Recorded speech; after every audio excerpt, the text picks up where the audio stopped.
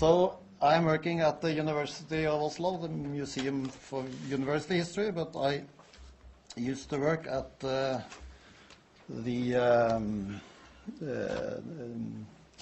Norsk Teknisk Museum, Norwegian Museum of Technology, and along with Angeliki, I curated this exhibition.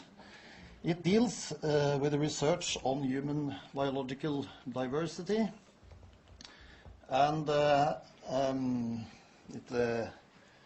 how has racial anthropologists in the past and geneticists in the present, no, wait a minute, like there, studied and conceptualized biological similarities and differences between human groups. What impact does such research have on society, and how does culture, ideology, politics, and society affect science? This is the kind of questions that this exhibition deals with, and it has been developed through a very open process. We have collaborated with numerous individuals, groups, institutions outside the museum, other museums, historians, geneticists, research labs, and so on. And we have also organized public events where anyone interested have been invited into discussions about this quite, to some extent, controversial topics. So this has been an intense learning process that has strongly affected both the content and the design of the exhibition. And this way of working has been very rewarding, but it also entails some challenges and dilemmas regarding both terms and conditions of collaboration with other external partners. Such issues came to the fore in one specific part of the exhibition, namely the one that deals with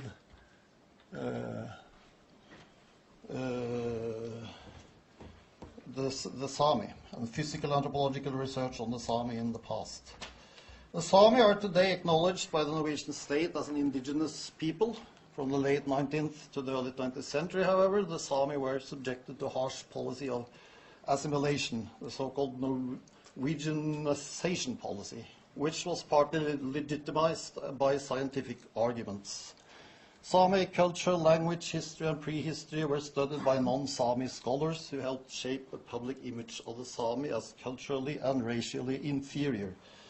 Therefore, the history of interaction between Sami and the scientific community is charged and contested, and this is particularly so for the history of racial anthropology. Today, we have Sami organizations, we have the Sami Parliament, Sami museums, and a strong movement among the Sami to regain control over their own history.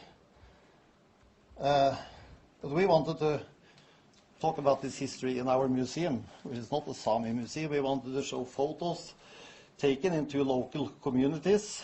That was part of a national race survey in the 1920s.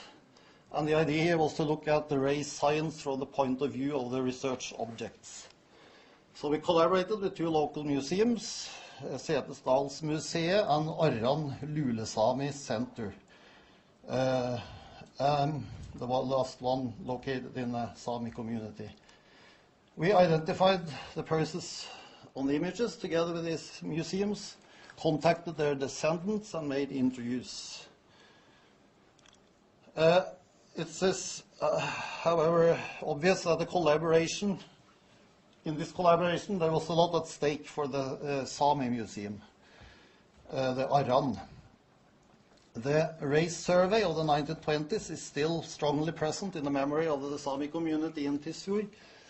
These photos that the researchers took are the only photos that existed or that still exist of these, the forefathers of the people in Tysfjord.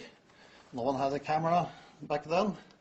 But at the same time, they symbolize prejudices and discrimination, and the researchers coming from the outside to describe the Sami. So Arran were in the position of the original photos. they had plans to make their own research and their own exhibition on these photos when we contacted them. And that was, of course, part of their struggle to regain Sami control over Sami history. So it's, of course, it was, here we have Iran museum, and this is the leader of Iran, Lars Magne Andreassen. And of course, when we contact them, they set as a precondition for collaboration that there should be collaboration on equal terms. We accepted this. The collaboration went well, and both parts are happy with the result, but in afterthought, I'm doubtful if it's correct to say that this collaboration was really on equal terms, because if we put these images into a bigger context in our exhibition, and when Lars Magne saw the images, this exhibition finished for the first time, that was in the opening. So actually, they put their trust in us, and that's, yeah, I have to stop there because time is out. Thank you. Okay, thank you very much, Jon.